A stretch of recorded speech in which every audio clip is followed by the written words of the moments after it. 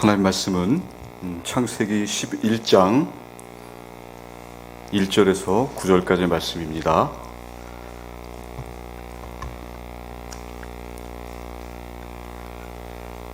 창세기 11장 1절로 9절까지의 말씀을 합독하도록 하겠습니다.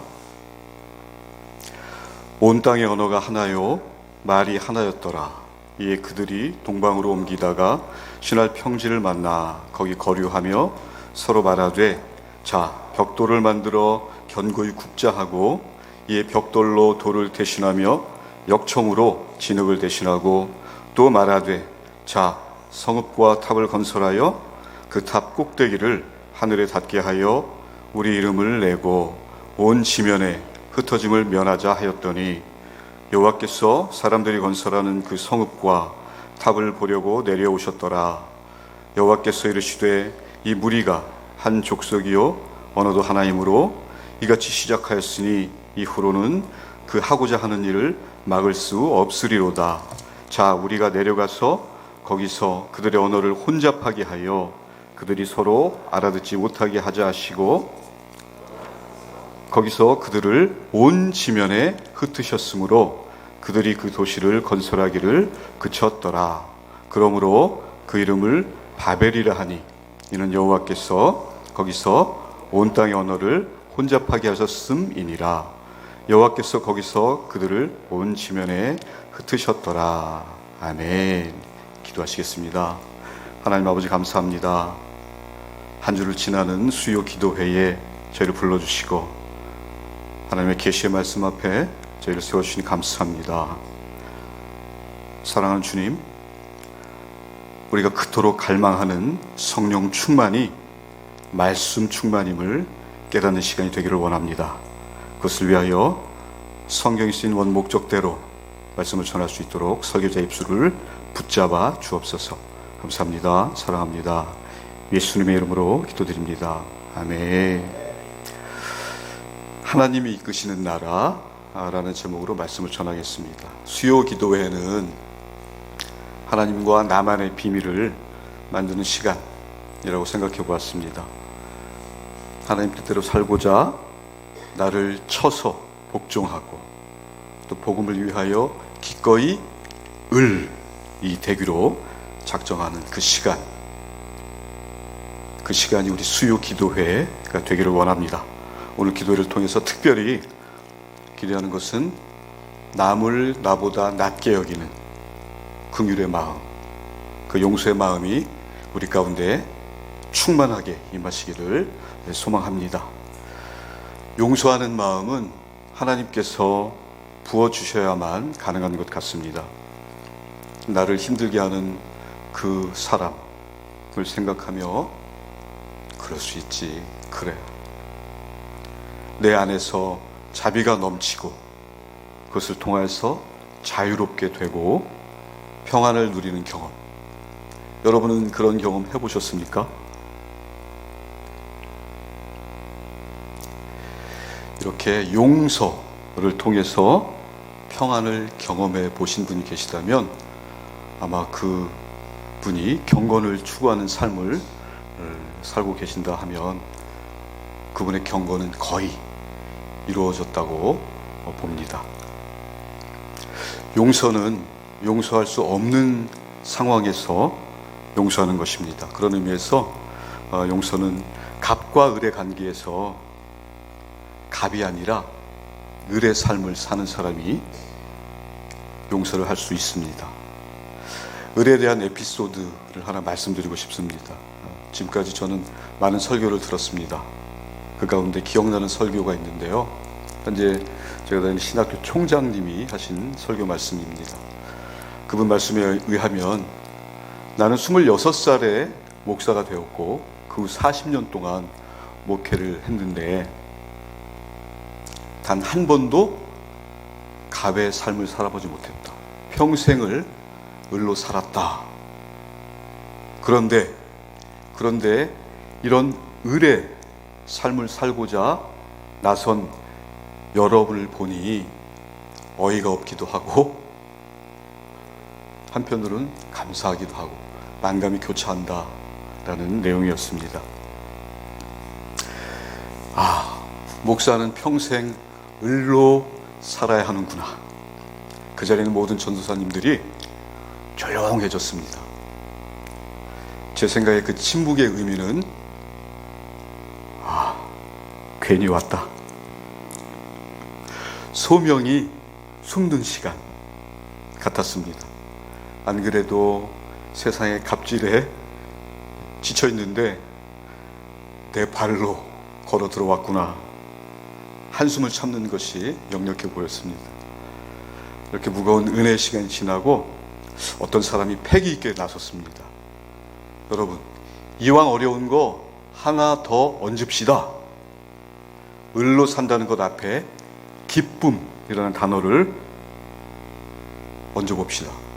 이분은 한술 더 뜨는 분이었습니다. 기쁨으로 을을 살자? 을로 사는 것도 억울한데 그걸 기쁨으로 살자? 여러분, 참 어이없는 분 아닙니까? 그 사람이 누군지는 밝히지 않겠습니다. 여러분 중에도 혹시 이런 마음으로 살고 계시는 분 계시나요? 주님을 위하여 나 기꺼이 을이 되리. 기쁨으로 을로 살리라. 가만 보니까 이 자리에 그런 분 계신 것 같아요. 여러분, 용서하는 삶은 하나님과 동행하는 삶이어야 가능하지 않습니까? 정말 그런 분을 꼭 보고 싶어요. 하나님을 뵙기 위해 기도원에 가지 않더라도 우리 일상 가운데 그분을 통해서 하나님의 임재를 목도했으면 좋겠어요. 우리 신길동 교회에 그런 분들이 많이 나오셨으면 좋겠습니다. 그런데요, 이렇게 복음을 위해 기쁨으로 을의 삶을 기꺼이 살고자 하는 사람도 양보하고 싶지 않은 것이 있습니다. 하나님을 사랑하는 일입니다. 하나님을 사랑함에 있어서는 그 누구에게도 지고 싶지 않습니다. 갑처럼 주도하고 싶습니다. 1등이 되고 싶습니다. 여러분도 하나님을 사랑하는 일에 1등이 되고 싶으시죠? 그렇다면 여러분 이미 1등이라고 말씀드리고 싶어요. 왜냐하면 이 자리에 나오셨기 때문입니다. 아무도 알아주지 않는 이 자리, 하나님이 사랑하시는 교회를 위해 기도하러 나오신 이 자리, 여러분, 이 자리를 채우신 여러분이 1등이라고 말씀드리고 싶어요. 그런 의미에서 서로 축하하시면 좋겠습니다. 우리 방송으로 함께 하시는 분들도 다 같이 당신이 1등입니다 라고 선포하시면 좋겠습니다. 자, 옆에 분 보시면서 축복하시겠습니다. 당신이 1등입니다. 감사합니다. 감사합니다. 오늘 본문의 내용은 여러분 잘 아시는 바벨탑 이야기입니다. 노아의 후손들이 동쪽으로 이동하며 자신들의 이름을 내고 흩어짐을 면하자, 그러기 위해서 탑을 쌓는 사건이죠. 하나님이 이것을 막으셨어요. 이때는 하나의 언어를 사용하고 있었는데요, 하나님이 그 언어를 혼잡하게 하십니다. 인간들을 흩으시려고 그러는 것이죠. 하나님께서 이렇게 개입하시는 것은 우리 인간의 생각으로 보면 약간 이해가 가지 않는 사건입니다. 어찌 보면 하나님께서 인간의 발전을 막으시는 것 같이 보일 수도 있습니다. 하나님은 왜 그러셨을까요? 여러분, 늘 그렇듯 우리가 성경에서 만나는 하나님은 우리들 생각과 많이 다르시잖아요. 여기에 우리 신자들의 어려움이 있는 것도 사실이고요. 인간은 자신을 부정당할 때 가장 격렬하게 폭발합니다. 그런데 성경은 자기를 부인해야 하나님을 만난다고 말씀합니다. 인간의 생각과 하나님의 생각은 이처럼 다릅니다. 다르다는 것은 하나가 되기 어렵게 한 방해 요소입니다. 자기 부정 없는 인간의 생각으로 하나님과 연합한다? 어렵습니다. 그런데 이 어려운 문제를 쉽게 푸는 사람도 있습니다. 성령 안에서 하나님과 하나가 되는 사람이 있습니다. 그것도 멀리 있는 게 아니라 내 주위에 있습니다. 여러분 주위에 계십니다. 하나님과 하나가 되는 사람이 내 옆에 있다고? 무슨 말씀인지 잘 들어보세요. 여러분, 성령의 역사가 아니고서는 나를 부인한다 라는 그런 일은 일어나지 않습니다. 나를 부인하고 복음을 위하여 을로 사는 사람은 성령의 사람입니다. 동의하십니까? 그렇다면 복음을 위하여 평생을 을로 살아왔던 그분, 우리 신학교 총장님 같은 분이 우리가 찾는 답이 될 것입니다. 여러분 주위에 을로 살기를 감당하시는, 심지어 기뻐하는 그런 분을 찾아오십시오. 그분과 깊은 교제를 나누십시오. 성령의 교통이 나타날 것입니다. 여러분 곁에도 이미 그런 분이 계시다고 말씀드렸어요. 자, 가만히 한번 떠올려 보십시오. 내 마음속에 을로 살며 복음을 위하여 기쁨으로 그것을 감당하는 그런 얼굴, 여러분 떠오르시나요? 그 얼굴이 보이시나요? 누구지? 이 와중에 또 이런 분 계시면 곤란합니다. 그런 표정 지으시는 분이 안 계시네요. 나는 도저히 안 떠오른다 하시는 분은 이거는 가르쳐드리면 안 되는데, 주일 교회에 오셔서 목사님 얼굴 보세요. 성령의 사람 확인하고 싶은 분은 우리 두 분 목사님 계시잖아요. 특별히 이번 주에 우리 두 분 목사님 얼굴을 많이 자주 쳐다보셨으면 좋겠습니다. 자, 다시 본문으로 가보겠습니다. 오늘 본문은 그 유명한 바벨탑 이야기라고 말씀드렸어요. 홍수 사건 이후 인류는 또 언어도 하나가 되었다고도 말씀드렸습니다. 이들은 시날 평지라는 곳에 정착해 살았는데요. 벽돌을 구워서 도시와 탑을 건설했습니다. 그들이 탑을 쌓았는데 그 탑을 쌓은 이유는 두 가지입니다. 첫째는 자신들의 이름을 내려고, 둘째는 흩어짐을 면하기 위해서였습니다. 하나님께서 이를 보시고 언어를 혼잡하게 하셨고 도시 건설을 중단시키셨습니다. 그리고 사람들을 온 땅으로 흩어지게 하셨는데 그 도시가 바벨입니다. 바벨이라는 뜻은 혼잡이라는 뜻입니다. 또한 이 바벨은 실제로 이스라엘 백성들이 나중에 바벨론 제국의 노예로 끌려가게 되죠. 그 바벨론 제국의 수도 이름이기도 합니다. 본문을 한 절씩 살펴가면서 오늘 말씀을 한번 나누도록 하겠습니다. 시간 관계상 제가 봉독하고 여러분은 눈으로 따라 읽으시면 되겠습니다. 먼저 1절과 2절입니다. 먼저 1절. 온 땅의 언어가 하나요 말이 하나였더라 라고 되어 있어요. 이 말씀은 말뿐만 아니라 표현하는 것들도 하나였다. 즉 말과 표현뿐만 아니라 또 의지까지도 하나였다. 그래서 한마디로 모든 것이 하나로 연합해서 똘똘 뭉쳤다는 것을 나타내는 말씀입니다. 또 2절입니다. 이에 그들이 동방으로 옮기다가 시날 평지를 만나 거기 거류하며 라고 되어 있죠. 시날 이후, 이 시날이 이후에 이제 바벨론 또 바벨탑과 그 도시가 건설되는 배경이 되는 장소입니다. 그리고 이제 하반절에 보면, 중반절에 보면 동방으로 옮기다가라는 구절이 나와요. 여러분 이 단어가 의미가 있는데요. 동방으로 옮기다가 해서 이 동쪽으로 옮긴다는 것은 무슨 의미냐면 하나님과 점점 멀어진다는 의미예요. 무슨 말씀이냐면 여러분 아담과 하와가 하나님께 반역해서 에덴에서 쫓겨났잖아요. 에덴의 동쪽이었습니다. 그리고 가인이 살인을 저지르고 또 동쪽으로 이동했고요. 그리고 노아의 후손, 즉 셈, 노아의 아들 셈, 오늘날 우리의 조상이라고 하죠. 그 셈이 동쪽으로 이동했어요. 그렇기 때문에 동방으로 옮기다가 라는 의미에는 동쪽으로 사람들이 이동한 것을 말하는데 이 진정한 의미는 하나님과 점점 멀어지게 되었다라는 것을 나타내는 것입니다. 여러분, 소설도 있죠. 에덴의 동쪽이라는 소설, 존 스타인베이크인가요? 그분의 소설이 있는데 그런 의미로 읽어보시면 좀 쉽게 이해가 되실 것입니다. 3절입니다.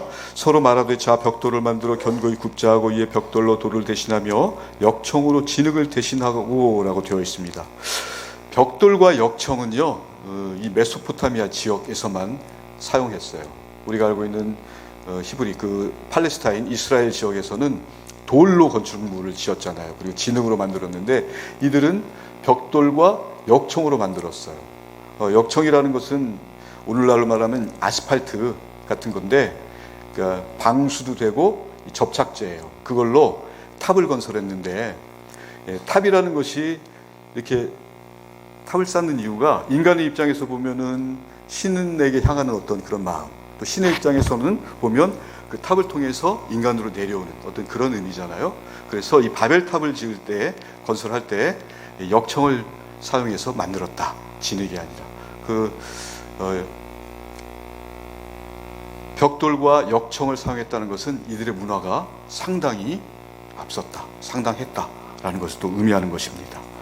자, 4절입니다. 또 말하되 자 성읍과 탑을 건설하여 그 탑 꼭대기를 하늘에 닿게 하여 우리 이름을 내고 온 지면에 흩어짐을 면하자 하였더니 라고 되어 있습니다. 탑을 쌓는 목적이 나타나 있죠. 하늘에 닿는 탑은 하나님의 영역에 도달한다, 하나님께 도전하는 거죠. 또 이름을 내자라는 표현도 명성을 얻자, 하나님의 영역, 신의 영역에까지 우리가 들어가 보자, 하나님께 도전하는 그 내용을 나타내고 있습니다. 자, 5절입니다. 여호와께서 사람들이 건설하는 그 성읍과 탑을 보려고 내려오셨더라 라고 되어 있어요. 이 말씀은 하나님이 개입하시는 장면입니다. 여러분, 우리가 기도할 때 우리 삶에 하나님이 개입해 주십시오, 그런 개입을 요청하는 기도를 드리잖아요. 이 기도는 지극히 성경적인 기도입니다. 오늘 이 구절뿐만 아니라 창세기 18장에 보면 소돔과 고모라가 나오잖아요. 소돔과 고모라의 부르짖음에 하나님께서 이제 내려가서 라는 표현이 나옵니다. 그래서 하나님께서 문제를 해결해 주시죠. 자, 계속해서 6절입니다. 여호와께서 이르시되 이 무리가 한 족속이요 언어도 하나이므로 이같이 시작하였으니 이후로는 그 하고자 하는 일을 막을 수 없으리로다 라고 되어 있습니다. 하반절에 보시면 막을 수 없으리로다가 있거든요. 이 말씀에 한번 주목해 보시기 바랍니다. 막을 수 없으리로다. 어찌 보면 하나님께서 한탄하시는 그런 느낌이 들어요. 또 어찌 보면 하나님께서 약간 위협을 느끼시는 그런 뉘앙스도 가질 수 있습니다. 인간이 힘을 합치고 기술이 발전하면 하나님을 위협할 수 있다? 자칫하면 이 말씀을 그렇게 오해할 수도 있습니다. 그런데요, 정확한 문맥은 이렇습니다. 이 말씀이 의미하는 것은 하나님의 경고입니다. 하나님 인간의 발전을 두려워서 바벨탑을 막으시는 게 아니라 하나님을 넘보려는 인간에 대한 하나님의 경고인 것입니다. 여기서 이제는 막을 수 없다는 단어를 이제 너희를 심판하겠다 라는 판결로 읽어야 정확하게 읽는 것입니다. 계속해서 7절입니다. 자, 우리가 내려가서 거기서 그들의 말을 혼잡하게 하여 그들이 서로의 말을 알아듣지 못하게 하자라고 되어 있습니다. 이 가운데 또 내려가서 혼잡하게 하자는 표현이 나오는데, 혼잡하게 하자, 하나님께서 혼잡하게 하자라는 이 말씀의 의미를 또 정확히 알아야 하겠는데요. 이 혼잡하게 하자라는 말씀은 단순히 흐트러 놓자라는 의미가 아닙니다. 여기서도 마찬가지로 정확한 문맥은 회복하자. 무슨 말씀이냐면요, 하나님께서 인간의 교만을 없애고 하나님의 창조의 질서를 회복하자라고 말씀하시는 것입니다. 그게 옳게 보는 것입니다.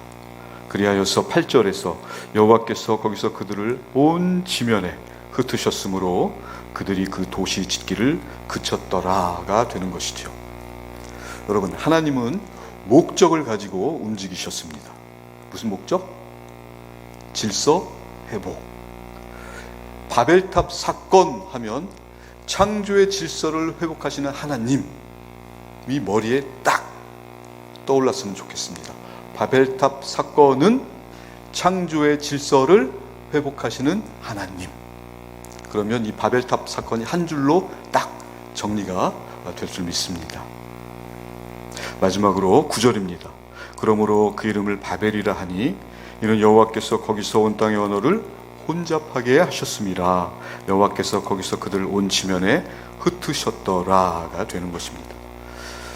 다시 한번 하나님께서 언어를 혼잡하게 하신 이유를 밝히십니다.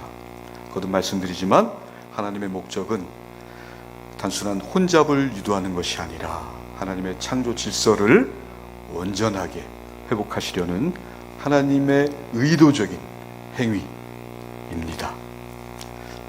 여러분, 인간은 스스로 하나님과 하나가 될 수 없습니다. 하나님과는 반대로 가는 게 인간의 죄성입니다.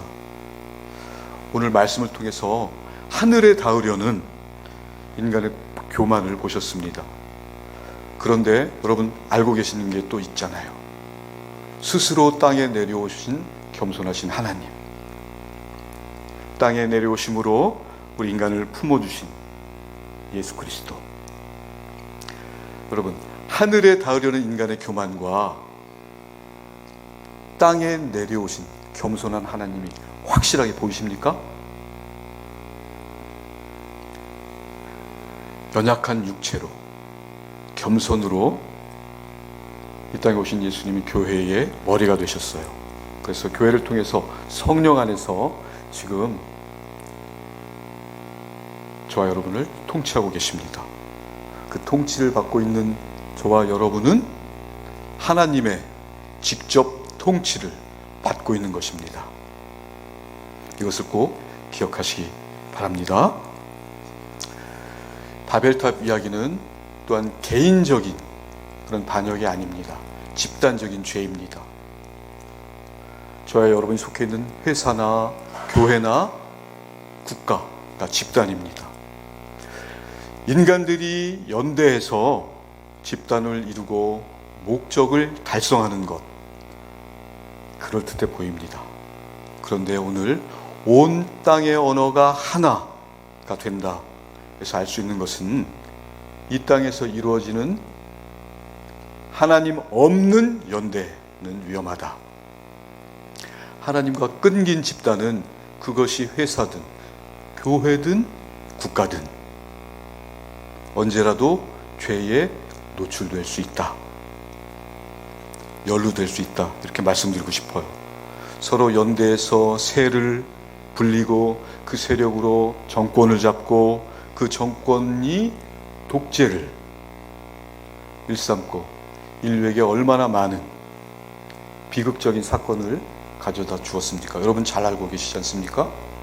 공산주의가 그랬고 파시즘이 그랬고 나치즘이 그랬고 심지어 예수 이름으로 십자가를 지고 같은 신자를 살육했던 십자군 전쟁도 있었습니다.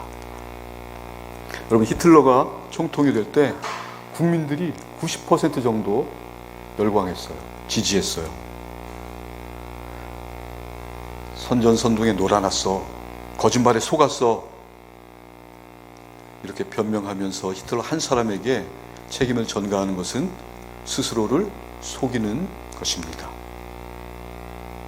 이처럼 하나님 없는 집단의 연대는 죄를 확산시키는 일에 이바지할 수 있습니다. 말씀을 정리하겠습니다. 우리나라도 12.3 계엄 사태 이후로 나라가 혼란에 빠졌었습니다. 현재 정치, 경제, 사회 모든 분야에서 앞날이 불투명합니다. 국민은 피로하고 지도자는 신뢰를 잃고 미래는 누구도 예측할 수가 없는 상황입니다. 새로운 대통령을 세운 이 시점에서 이 나라가 어디로 가고 있는지 생각해 봅니다. 우리 정치는 당을 보라 하고 사람을 보라 하고 인물을 보라고 합니다. 그러나 여러분과 저는 정당이나 인물 중심이 아닌 하나님 나라의 가치로 판단해야 할 것입니다. 하나님 나라의 가치는 무엇입니까? 정의, 공의, 약자의 보호, 진실, 책임, 이런 것들이 성경에서 제시하는 하나님 나라의 기준입니다. 바벨탑은 인간의 손으로 세우다 무너졌습니다. 그러나 하나님의 계획 안에서 세워진 공동체는 어떻습니까? 끝까지 갑니다. 인류의 역사에서 수많은 나라들이 등장했지만 결국 다 사라졌습니다. 그러나 하나님의 교회는 계속되었습니다. 그리고 앞으로도 영원히 지속될 것입니다. 여러분, 나라의 주권은 국민에게 있지만 통치는 하나님께 맡겨야 합니다.